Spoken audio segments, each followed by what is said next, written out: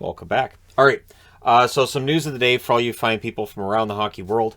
And I'm going to start off with Jokerit, which made news yesterday by announcing that they're exiting the KHL. So with what's going on globally, and we all know what's going on with Russia invading Ukraine, Jokerit leaves the KHL. And so Jokerit likely ends up back in, I would think, Liga. But yeah, I mean, respect to them as they were going into the playoffs. That means playoff revenues being lost by the team. So, I went to their website and ordered a jersey, right? So, the shipping took me aback a little, but anybody watching this from Europe's going to say, yeah, you can't complain. And yeah, you're right. So, Jokerit leaves the KHL. Full respect to them for being willing to do that and make that sacrifice. And we'll see what happens with the KHL playoffs and how all this goes. But Jokerit said we're out. We're leaving. Tyler Johnson, who had the same surgery as Jack Eichel had, he likely returns on Thursday. They had hoped that he would be good to go at some point this weekend. It doesn't look like that's going to happen. So Johnson likely returns for their game on Thursday. And again, Eichel just came back from his. Eichel's looked pretty good.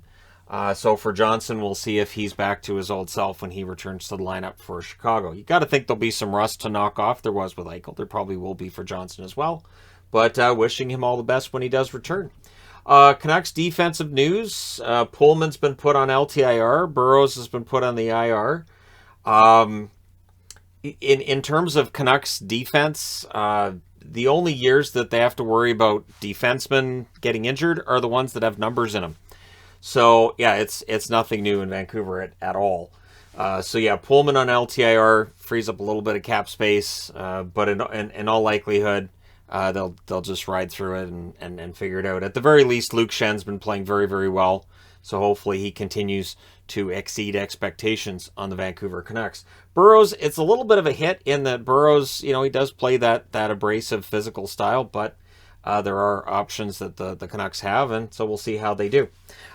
Speaking of injuries, Colin White makes his debut for the Ottawa Senators tonight against Montreal, so it's a season debut. The plan is apparently to give him between 13 and 17 minutes in the game, which if he hits 17 minutes, that's a lot. It means he's feeling pretty well. If he hits 13, it means maybe he's having a bit of trouble with his cardio and everything. It's one thing to work out and practice and this and that. Playing an actual game is something completely different. So all the best to White. Hopefully he has a successful debut. And Ottawa getting a little bit healthier there. Speaking of, Alexander Texier of the Columbus Blue Jackets is seen as still being a few weeks away with a fractured finger. He actually went home to France to rehab it, so he's likely a few weeks out for Columbus. The good news for him and for Columbus right now is they're playing really, really well. They've won a bunch of games now in the last few weeks, while the top 8 in the East are very likely set. Columbus is the one team that looks like they might be able to reel in, say, Washington or maybe reel in Boston, depending on which one of those wild cards has a tougher time after the All-Star break. Right now it definitely looks like Washington. But, so Columbus has not given up, and kudos to them on that. For Boston Bruins fans, there was an article on The Athletic I went through a couple days. I think it was a couple days ago this came out. But I'm reporting on it here. Jake DeBrusk, he still wants out of Boston, so he has not changed his mind on whether or not he wants to move on from the Bruins. But he came out and said basically all the right things about his attitude and playing as well as he can, said nothing bad about the coach, and said that he talked to his teammates, and he's not on the outs with his teammates. His teammates are understanding, and they're fine with it. So these are good things, and one thing that was said about it is that it might help improve his value to another GM for him to come out and say this. And I know there'll be those who say, well, he's going to say that, of course. Still, to another GM, it looks good for him to come out and not throw the coach under the bus, not complain and whine about ice time he's not getting, and just to say, yeah, I'm here to do my job for the rest of my time here, and I'd like to get out, but. So he's saying the right things, and I've got my fingers crossed that will continue to be the case. Tonight, Andrew Hammond, the Hamburglar, against the Senators, and he admits that he crossed this date when he was traded to the Montreal Canadiens on his calendar, that he was looking forward to and hoping to get into this game against Ottawa, who will be starting Matt Murray. So should be a pretty good start right there. And honestly, on some level, I'm kind of rooting for Hammond, thus the Montreal garb and all that.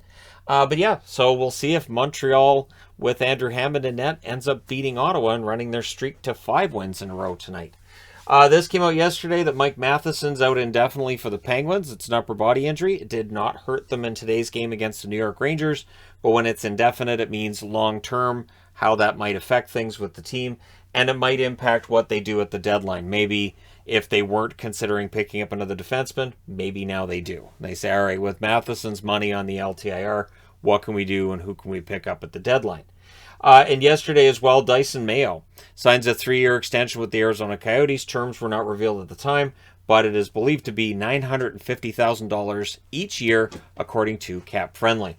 Dyson Mayo has been a good find for the Arizona Coyotes, who honestly, between Mayo and Mosier and Kolyachonok, underrated blue line in Arizona.